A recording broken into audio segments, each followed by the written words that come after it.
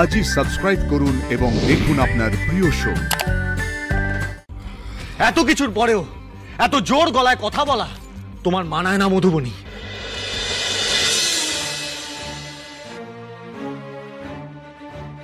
আপনার কথা মতো সবটা তো স্বীকার করেই নিলাম, তাহলে এবার ভিডিওটা ডিলিট করে দিন। না, করব না, এটা আমার কাছেই থাকবে।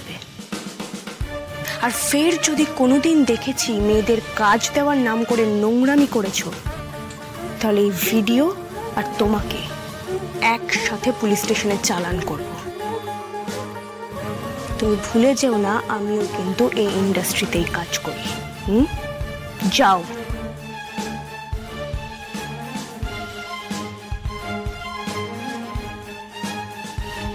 এই এমন পোশাক পরেছো কেন? কোথায় গেছিলে তুমি?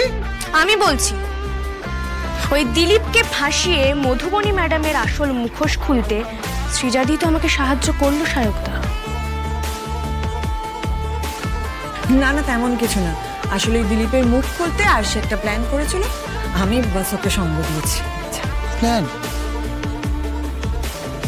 এবার আপনি বলুন মধুবনী ম্যাডাম, কেন করলেন এই কাজটা?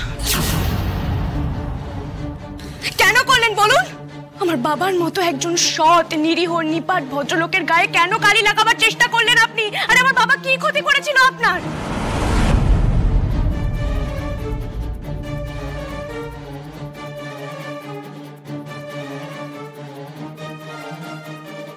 শুধুমাত্র স্যারের কাছে আমার বাবা আমার ফ্যামিলিকে ছোট করার জন্য এত বড় ষড়যন্ত্র করলেন? লজ্জা করলো না আপনার?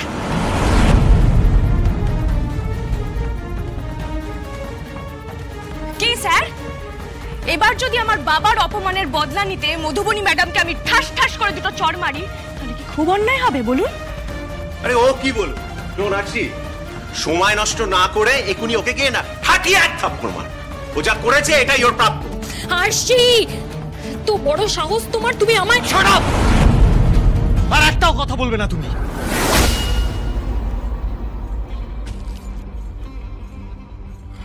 এত কিছুর পরেও এত জোর গলায় কথা বলা তোমার মানায় না মধুবনী। হাসির বাড়ি সবার কাছে আমাকে এইভাবে ছোট করতে তোমার এতটুকু খারাপ লাগলো না? কি করে পারলে তুমি এই কাজটা করতে? কি করে পারলে আশির বাবার মতো একজন সৎ মানুষকে এইভাবে ইনসাল্ট করতে? আরে তুমি তো ষড়যন্ত্র করলে, যা খারাপ কথা বলার তো আমি বললাম। এবার আমি ওনাকে কিভাবে ফেস করব?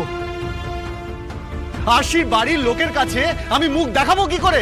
একবারও ভেবে দেখেছো সেটা? কি দরকার ছিল চারটে লোক ভাড়া করে এরকম একটা কাণ্ড করার? কি হলো বলো? দরকার ছিল সাক্ষ্য, তোমার দরকার না থাকুক আমার দরকার ছিল। আমি তোমাকে ভালোবাসি, আমি কিছুতেই তোমার সাথে আসল নকল কোনো মেয়েকে মেনে নিতে পারছি না। যে বিয়েটাই মিথ্যে, তার জন্য ঘটা করে অষ্টমঙ্গলা করতে যাওয়ার তোমার কি দরকার ছিল সাক্ষ্য? ওই লোকগুলো তোমার কে হয়? কেউ না। ঠিক যেমন ওই মেয়েটা তোমার কেউ না। ভুল করছো মধু, আরশি আমার স্ত্রী।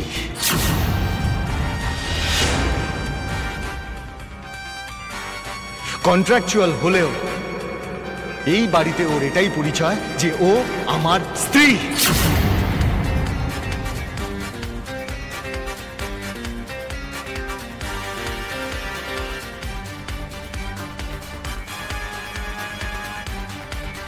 আমি যখন ওর দায়িত্ব নিয়েছি তখন 6 মাসের জন্য হলেও এই কন্ট্রাক্ট ম্যারেজের সব কটা চুক্তি আমি মেনে চলবো।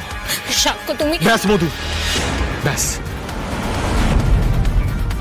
তুমি ভুলে যেও না মধু, আরশি শুধু আমার স্ত্রী নয়, ও আমার অনেক উপকার করেছে। আজ ওর জন্য আমার কেরিয়ার, আমার রেপুটেশন সবকিছু রক্ষা পেয়েছে।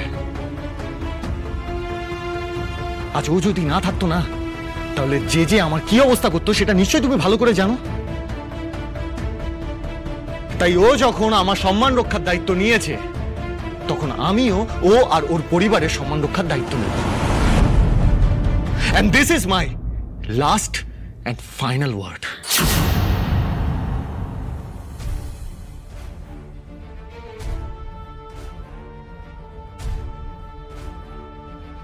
কিরে বাবলু, এবার তো মানবি মানুষ চিনতে আমার কখনো ভুল হয় না। আমি তো আপনাকে আগেই বলেছিলাম স্যার, আপনি আমার বাবাকে ভুল বুঝছেন, কিন্তু আপনি তো মানতে চাননি। কিন্তু আমি তো আমার বাবাকে চিনি স্যার। আমার বাবা গরিব হতে পারে, কিন্তু তার মনটা এত ছোট নয় যে সে তার জামাইকে নিয়ে ব্যবসা করবে। আশা করি আমার বাবার সম্পর্কে ভুল ধারণাটা আমি ভাঙতে পেরেছি। আমি ওই বাড়ি যাচ্ছি স্যার, বাবাকে কথাটা জানাই। সবাই খুব ভেঙে পড়েছে। দাঁড়াও আসি।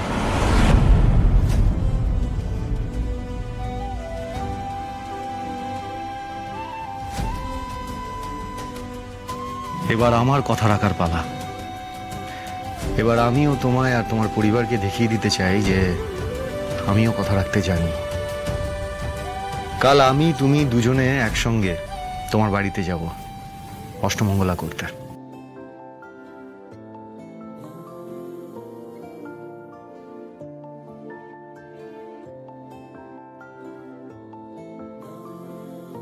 আর শুধু তাই নয়, মধুর কথায় যে আমি তোমার বাবাকে ভুল বুঝেছিলাম, খারাপ খারাপ কথা বলেছিলাম, সেজন্য যে ওনার কাছে ক্ষমা চাইতে হবে আমায়।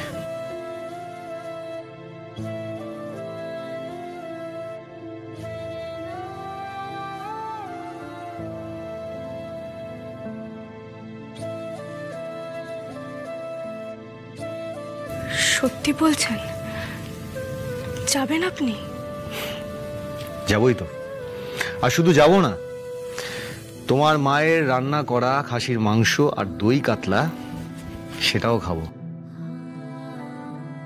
পাত পেরে খাবো।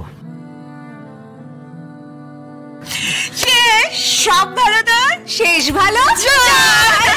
এই তো একদম খাঁটি কথা বলেছি।